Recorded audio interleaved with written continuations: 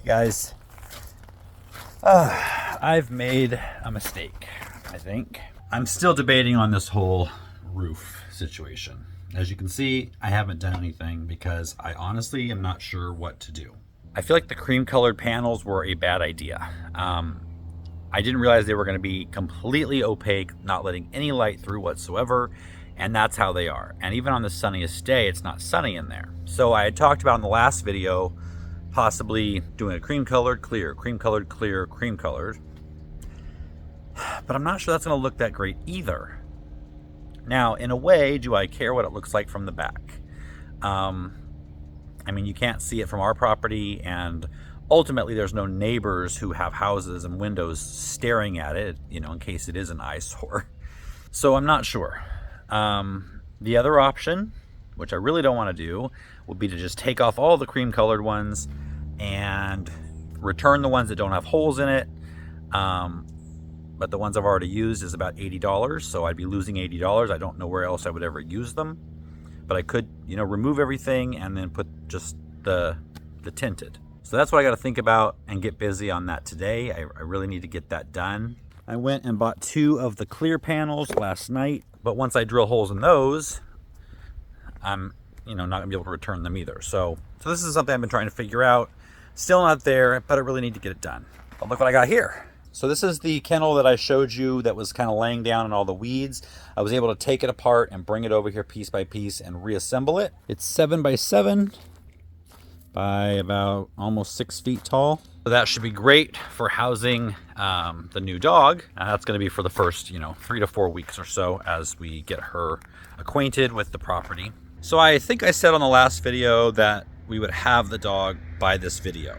And unfortunately, that's not the case. We are getting her either tomorrow or the next day. If it's tomorrow, then she might make an appearance at the end of this video. If it's the next day, then she'll be on Monday's video. Either way, she will be coming home this weekend. It's an exciting weekend because my mom, I've been telling you over the last several months, she's been moving, in the process of moving down here, and she's making her final drive down here to settle in on Saturday. We also got some exciting news about Daisy. She is being halter trained and doing really well with it. She's very friendly, so the next time we go up there, which will be probably in a couple of weeks, and of course we'll take you along, we'll be able to kind of lead her around by the halter and pet her and get a little closer to her, and hopefully she won't be so timid because we're strangers. But right now it's weird. I'm not sure which one I'm more excited about, the calf or the dog. I guess there's enough excitement to go around. Hey, look at these. They're starting to bloom.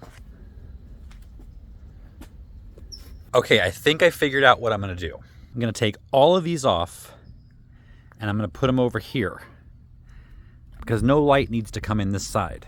That will use up probably all 4, maybe 3, but possibly all 4. So those will not be wasted. I will take back all the rest of the white, the beige ones, and then I'll go get the tinted ones and do this entire section tinted. So tinted, 2 lines of thatch, then the beige with thatch on the end. Just don't think I would like the every other one look. I think it would look like piano keys or something. So I'm going to start taking off the ones that are there and moving them to the other side. And then I'll have to go get the tinted ones and put those on that side.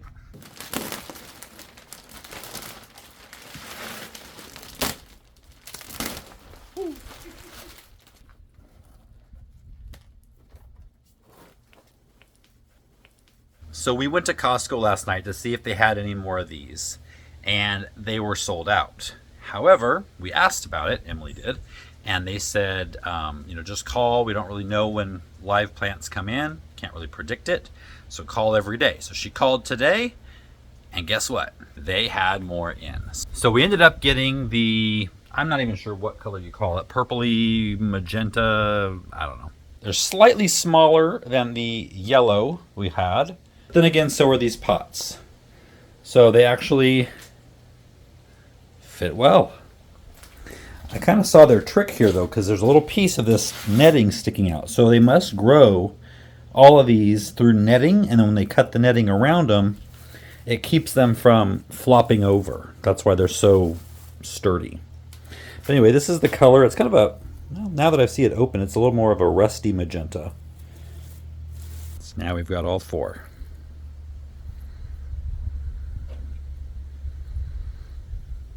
So it's the next morning, and in the last video I made boiled eggs, and so many of you said that I was...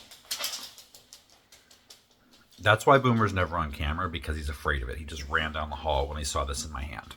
So you said that we were doing it wrong and there was a better way to make the eggs and actually have the shells come off. So we're going to try that. So what are we doing? Okay. It says to do 1 cup of cold water in the bottom of the Instapot. And then it says if you have an egg rack or a rack. I don't have a rack, but I'm thinking that the steamer basket should do the trick to just keep them out of the water. Okay. And then, so they're not in the water like you're boiling them, they're just steaming. I think that's what it's supposed to do, yeah. And then it says to put the eggs in. So I don't know how many you want to do. Do at least a dozen. Do a dozen? Okay. Wait, I lost count. 2, 4, 6, 8, 9. I don't think we should do a dozen because I think they probably need some room to move around. You sure? They can't be stacked on top of each other? I don't know. I've never done this before. The steam will still work. I would just put a dozen to try it. All right, famous last words. Well, I could try to stand them up, I guess. And it says set the cook time to 5 minutes on high pressure. How long? 5 minutes. 5 minutes. Okay, so there it goes. So we wait 5 minutes. Well, if that works, that'll be pretty easy. So I'm going to take you out here and show you what I ended up doing yesterday. I know I came up with several different ideas, and I ended up using none of those ideas, actually. I decided that I was overthinking things. I have a tendency to do that. So what I'm doing is I am just sticking with the cream colored panels for the whole thing. So this is this section. I added plywood up the side and finished it at the top. That needs to be cut off right there, that little underlayment. But anyway, it'll be a perfect square with thatch framing it. And then on this side, I started with the cross pieces. So I got these cross pieces on, those cross pieces on, and I have to do one more right here, but I needed to get 2x4s. So the entire roof will be the same. 2 cream colored panel sections surrounded by or framed by thatch.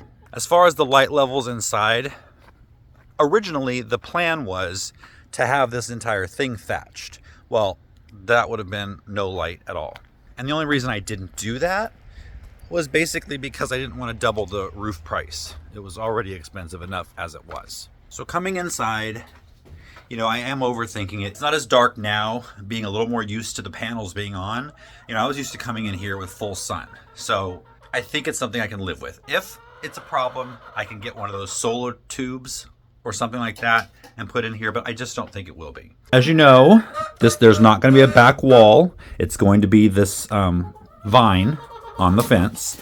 And then that black fabric that's on the back side, I'm going to take that off. And for now, I'm going to actually attach it to these 4x4s. So we still have the privacy, but that's going to give these vines a lot more sun because the sun comes up back there. So from sunrise to about 11 o'clock, they get no sun because of this curtain thing. And they really only get sun from like 12 o'clock to 1:30 maybe. They've grown quite a bit in spite of that. But if I can take this fabric off, then they're going to get a lot more sun, grow faster, and they will let light through, and I'll keep it trimmed. But I think they'll let more light through than that curtain will. And then when they fill in a little bit more, then I can take the curtain off completely off of these 4x4 posts and just have a nice, lush backdrop. You girls want breakfast? Is that a yes?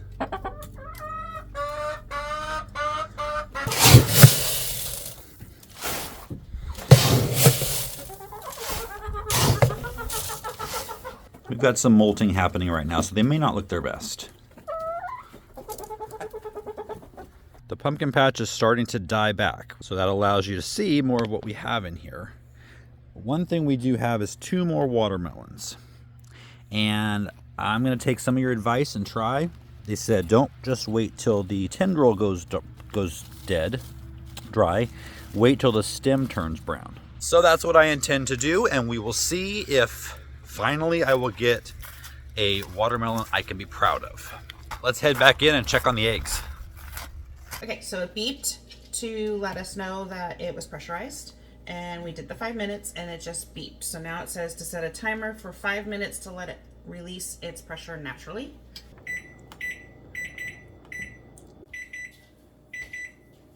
Okay, release the rest of the pressure.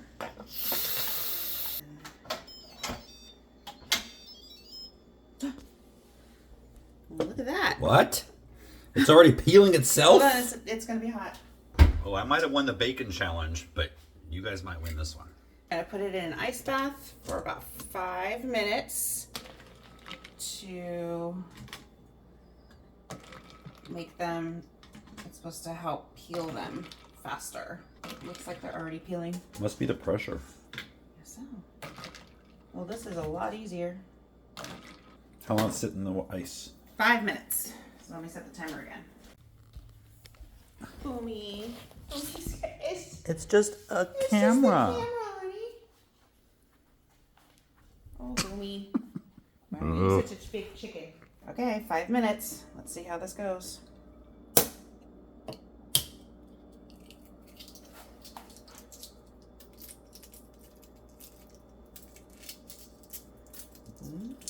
Is it easy? Not bad. Is it any easier than the other way?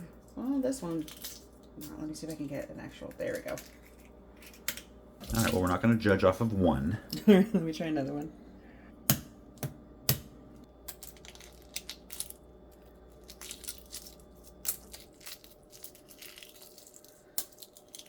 Well, not bad.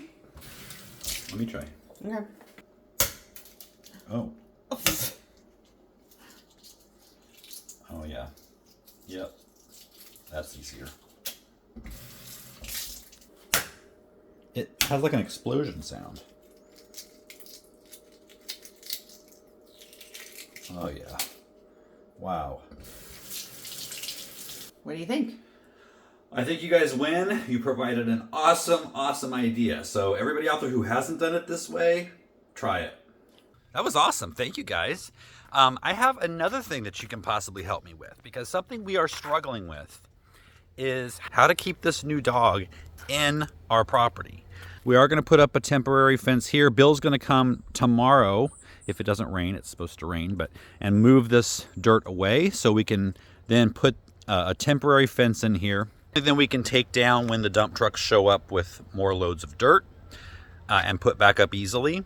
And that would mean our entire property is enclosed in fencing, except for the 2 gates, which open and close when cars come and go. So how do we keep a dog from running out the gate when it opens? We can try to train the dog, but what if the gate gets left open? That's my concern. So we checked into 2 different types of invisible fencings. Number one, and they both have like a vibrating collar or sound or whatever, but number one is a wired one. And so you bury the wire, and then when the collar gets near that wire, it starts to beep or vibrate or whatever. The thing with those is they have to be in a full loop. So you can't just run a line along the gate and just, fix this opening, protect this opening. It doesn't work that way. The only option would be to have a full circle wire all the way around the property. It would cost a lot and almost be impossible, especially right now when the property isn't finished. I mean, there's areas, especially over the bottom of the vegetable garden, that fence that's over there. I mean, we're going to be bulldozing dirt and everything over there. So you're going to be either digging up the wire, burying the wire. It's just not something we can do. There's also an option of a GPS. So the collar has a GPS whatever on it, and then you set that on your phone, a radius of where that dog can go out from the center point. Well, the problem is, if we find the center of our property and we make this gate and the other gate the limit, that is going, picture a circle. That's not going to cover the entire pasture. So I'm not sure that is doable either. So please, if you have an idea on how we can cover these 2 gates, that would be really, really appreciated. So 3 weeks ago, I took some cuttings from this pelargonium here. Some might call it a geranium. And the plan is to put them here between the espaliered trees. So in 3 weeks, we should have roots on those cuttings. So let's go check. This one doesn't look real great. Yeah, you got some rotting on there. And that one doesn't look good at all. It's fine, it's all in this container. They're not. Okay, well, there is a root there. So probably shouldn't have pulled that out like that. But some of these look real good. So let's check and see. So we do have some rooting. I was hoping to plant some of these today, but I don't think they're quite ready yet. That's too bad. But maybe in another week or so. So I got some new plants from a viewer. Thank you, Matt. He gave me 3 banana trees. And he gave me this pineapple plant. And this pineapple plant here. And look, it's got a baby pineapple inside. And he also gave me this pomegranate seedling. With all the dog and calf activities we had going on around here, the tropical garden hasn't been worked on in a couple of weeks. It doesn't stop the plants that were already here from blooming. Look at that. Nothing brings me back to Hawaii like the smell of plumeria. Every day, I just come by here and take a big old smell and feel like I'm back there. The white ginger are also blooming. They smell great too, but they don't take me back to Hawaii like the plumeria does. And then the kahili ginger up here has been blooming. It's got more of a spicy, sweet smell. I was just noticing the other day how big my 2 tropical trees here have gotten just this year. This is the pink silk floss tree. It was less than half this tall at the beginning of the season here. Don't know what that does for me because I need to dig it up and put a gopher basket around it. When I first planted this, I didn't know how to really make a good gopher basket, so I'm just very thankful that it hasn't been taken out. The other one I planted was, this is my white sapote tree, which I think in the spring probably had, I don't know, 10 leaves on it at most, and it was about this tall. And that's what's happened to it just this season. The avocado tree is coming along nicely. It's put on a lot of new growth, leaves at least, maybe not long stems. It's really tough waiting for this avocado tree to get big enough to start fruiting. Up in the cottage garden, if you guys remember, I planted sweet pea seeds on the sweet pea teepee under that trellis. Problem is, I don't see anything coming up now, and the things that I saw. Oh, there's one. See, but here's the problem. Here's 2 right next to that one, and they've been just nibbled down. And I'm thinking, I don't see any snail trails, but that's it out of all of those sweet pea seeds that I planted. I've seen a couple of others like that. It could be rabbits, it could be snails. I guess I needed better protection on there. Now, a lot of you mentioned in the comments that I should have planted hollyhocks at the entrance to the cottage. To be a traditional cottage garden. Well, I did. And at the beginning of the season, they all just continually got nibbled back by the rabbits. But yesterday I noticed that they're super short, but they are blooming. Here's one right here. So hopefully those will drop seeds, and then next year I'll try to notice them coming up and put some rabbit protection on there. And we've got some apples on this poor little espalier tree. I should have probably taken all these off before they even started to mature, but that's okay. I also noticed one of our apple trees is growing a white pumpkin. I think probably either the next video or maybe the one after that, we're gonna harvest all of these pumpkins and squash and do a little decorating around all the new mums that we just put in. So that'll be fun. Definitely on the next video, however, we will be introducing you to our new livestock guardian dog. We've got a name picked out. We'll probably share it with you in the next video. But you guys are free to put your guesses in. I will give you a hint. The Maremma is an Italian breed. That's your hint. I'll see you guys next time, where we will be taking you along to pick up the Italian breed of dog.